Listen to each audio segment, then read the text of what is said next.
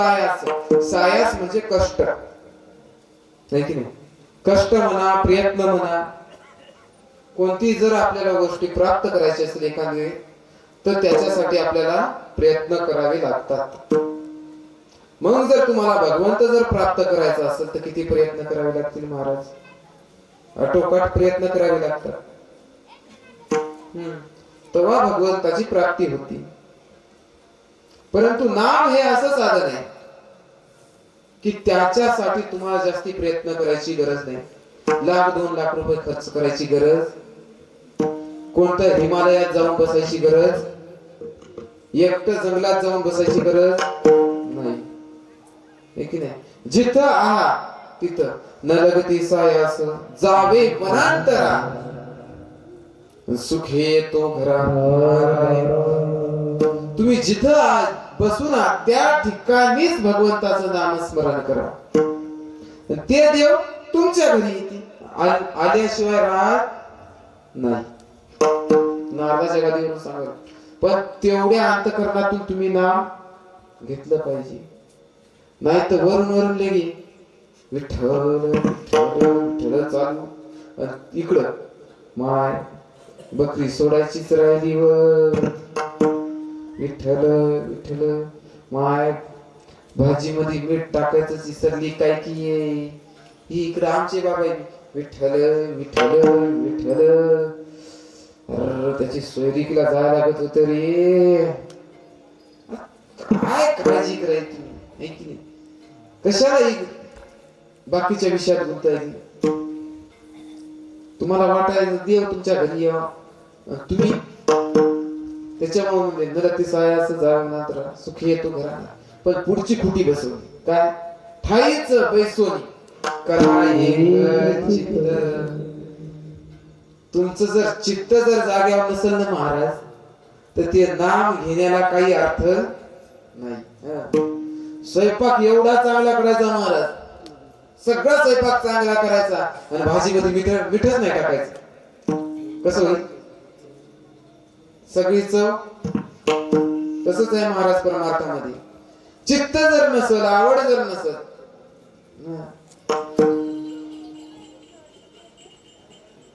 तर अवघड आहे. चित्त जर नसेल तुमच्यावर, आता तुम्हाला सांगतो, आठवलं मला, संसारामध्ये वित्त लागते आणि परमार्थामध्ये चित्त लागते.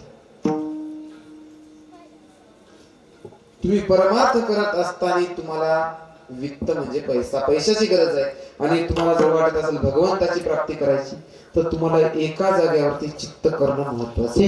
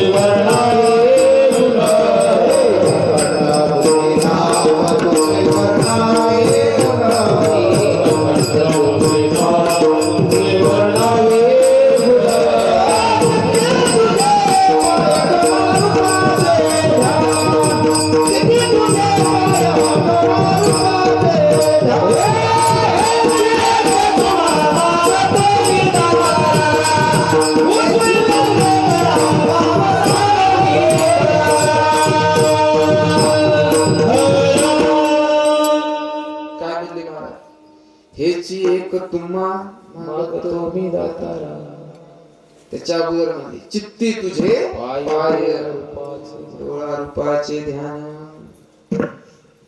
चित्तामध्ये तुझे पाय होते, डोळ्यानं जर काय पाहायचं असेल तर भगवंताचं रूप पहा, आहे की नाही? नाही तर आपल्याला जे गोष्टी पाहायच्या ते सवय नाही, जे नाही पाहायचे ते पाहायला असो. काय काय करीतो या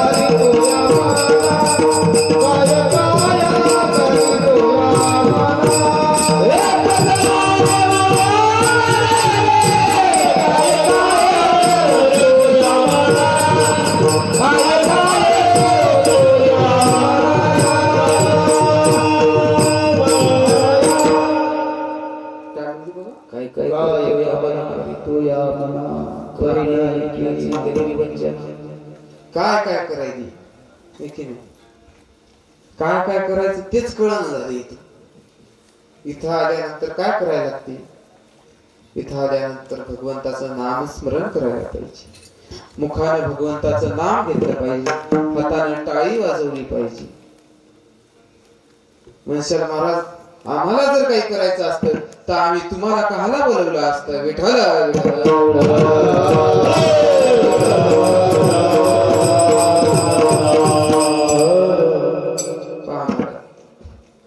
याचे तुम्हाला फायदे सांगतो हाताने ज्यावेळेस तुम्ही टाळी वाजवता की नाही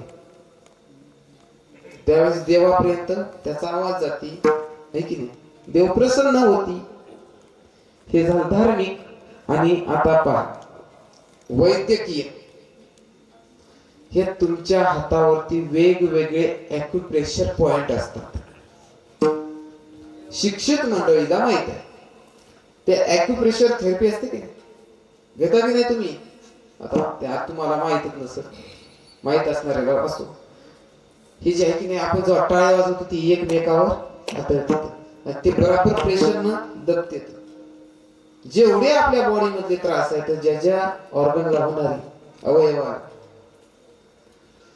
त्याचा ते त्रास कमी करण्यासाठी हे टाळी वाजवायची असते टाळ्या वाजवत जा ते एक तर तुमच्या बॉडीचा त्रास कमी होईल नाही तर तुमच्या जीवाचा त्रास कमी होऊन जाईल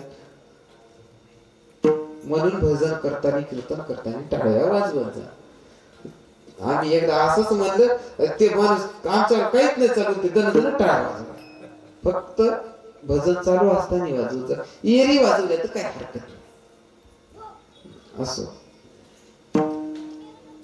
काय सांगाल तू तुम्हाला चित्त आणि वित्त म्हणजे जाग्यावर यायचा नाही तर कसं आहे कळत नाही गाडी कोणीकडून चालली गाडी तुमच्या स्टेशनवरून जाते बी तुमच्यावर लक्षच नसते बाहेरच्या झाडच पाण्यात बीची रस्त्यावरचं बोर्ड कोणी फाडलं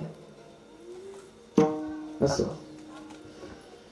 संसारामध्ये वित्त आणि परमार्थामध्ये चित्त आहे कारण चित्त असल्याशिवाय भगवंताची प्राप्ती होत नाही म्हणून काय म्हणले पुढे की बा ठाईच बैसवली करा एक चित्त आणि आवडी आनंद आळवावा म्हणजे काय करायचं आहे की नाही त्याला आवाज द्यायचा त्याला अंतःकरणातून हाक मारायची आणि हाक कोणती मारायची रामकृष्ण हरी विठ्ठल केशवा रामकृष्ण हरी विठ्ठल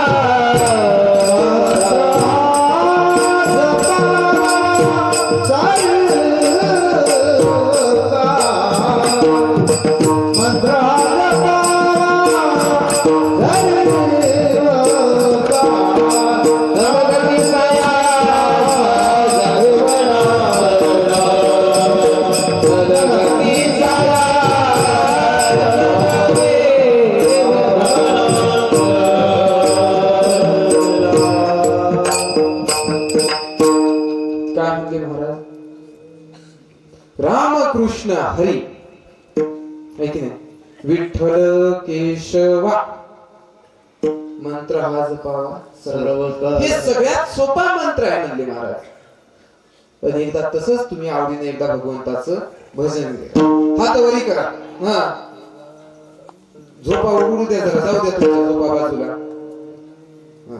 विठोबा रखुमाई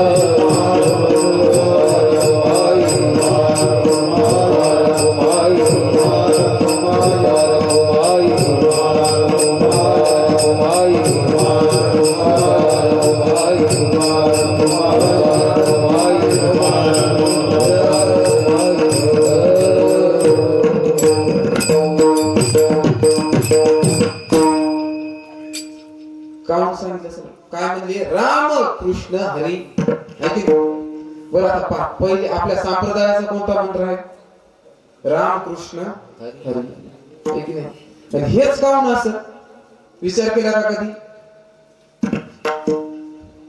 मनशा महाराज आम्हाला जर विचार करायचा असता तर आम्ही सत्तेच ठेवले नसते ना आम्हीच केले असतं सगळं करायचं बाहेरची महाराज मंडळी बोलवायची गरज नसते आम्हाला महाराज विचार करायला पाहिजे प्रत्येक गोष्टीचा माणसाने विचार करा रामकृष्ण हरीच का भगवान प्रभू रामचंद्राची संपूर्ण आचार संहिता असली पाहिजे जीवनामध्ये त्याच्यामुळं राम आचार संहिता कुणाची असली पाहिजे भगवान प्रभू रामचंद्रासारखी विचार श्रेणी कुणासारखी जर पाहिजे असत तर भगवान कृष्णासारखी चांगल्याला चांगल्या रीतीने हरवायचं आणि वाईटाला वाईटच नाही की नाही आणि पुढे काय म्हणते हरी राम कृष्ण हरी हरीचा उच्चार पाहिजे एकाचे विचार एकाचे आचार प्रभू रामचंद्राचे आचार भगवान श्रीकृष्णाचे विचार आणि हरीचा उच्चार जर तुमच्या मुखामध्ये असत तर निश्चितच तुमची महाराज प्रगती झाल्याशिवाय म्हणून संप्रदायाचा बीज मंत्र आहे राम कृष्ण हरी पुढे सांगितले का आहेत आणखी रामकृष्ण हरी पुढचा काय सांगितला विठ्ठल विठ्ठल जपा सोपा आहे अवघड आहेत का नाही महाराज सोपे सोपे सांगितले विठ्ठल केशव आहे की नाही देवाचे नाव किती सहस्त्र आहेत पण जे सोपे आहेत ते तुम्हाला सांगितले तुकोबा रामकृष्ण हरी विठ्ठल केशव आणि हे मंत्र सोपे आहेत म्हणून तुम्हाला आम्हाला सांगितले विठ्ठल विठ्ठल मंत्र सोपा विठ्ठल विठ्ठल मंत्र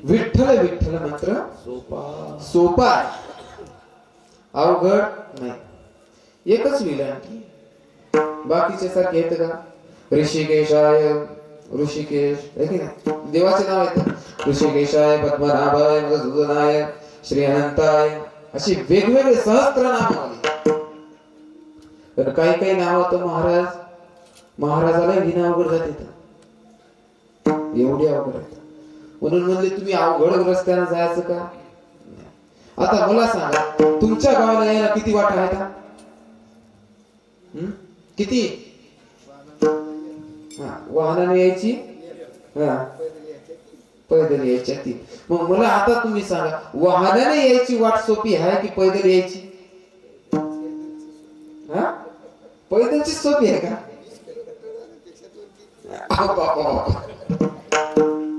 म्हणजे शॉर्टकट आहे नाही का असो कसं आहे महाराज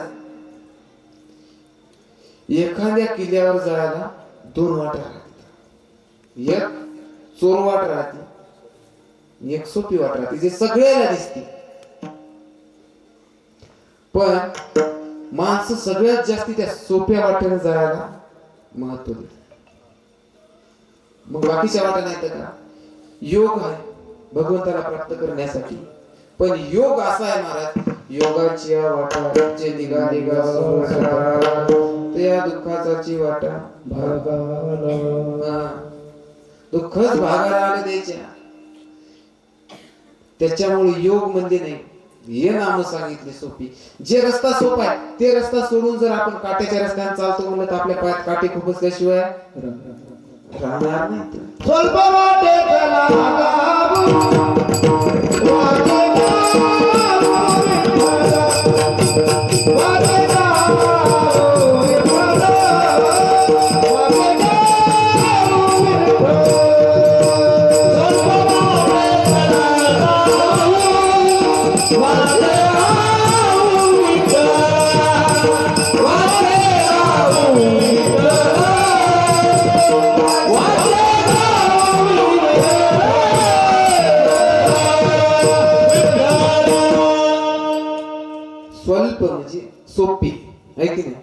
आणि त्याच वाटेनं जायला सांगितलं.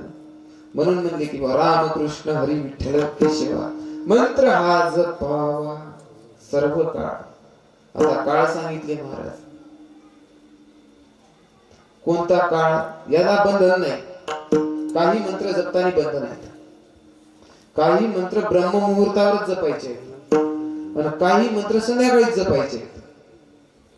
पण हे मंत्र असे आहेत आपली कधीही जपा. काळ वेळ नाम उच्चारिता नाही दोन्ही पक्ष पाळी उधरली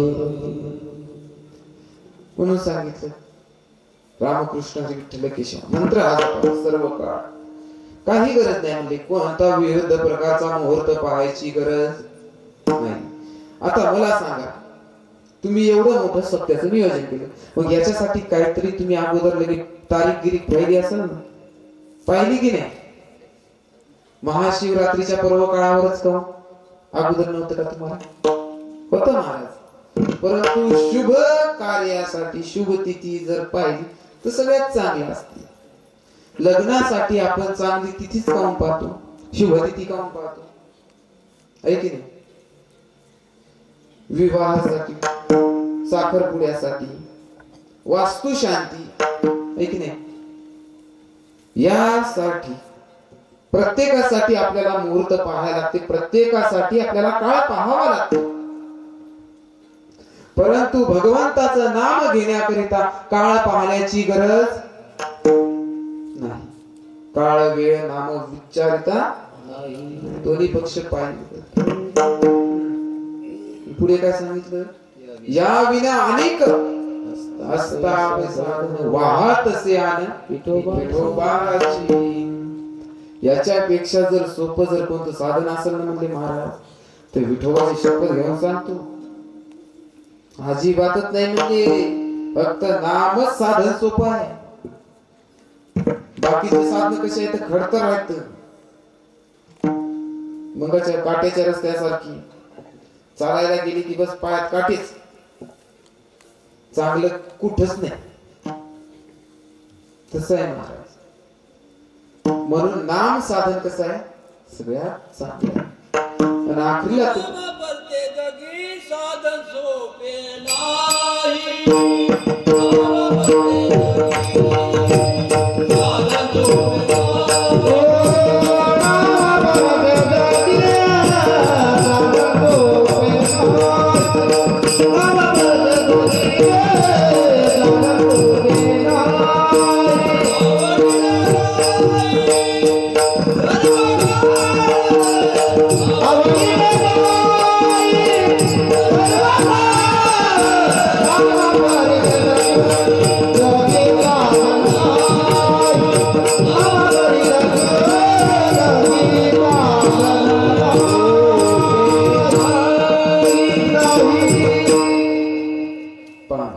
नामासारखं साधन सोपं नाही. म्हणून आवडीने गायचं. कसं गायचं का. आणि आवडीने जर काय केलं गायन केलं भगवंताचं नाव तर काय होती. तुझी चिंता त्यासी तुझी चिंता त्यासी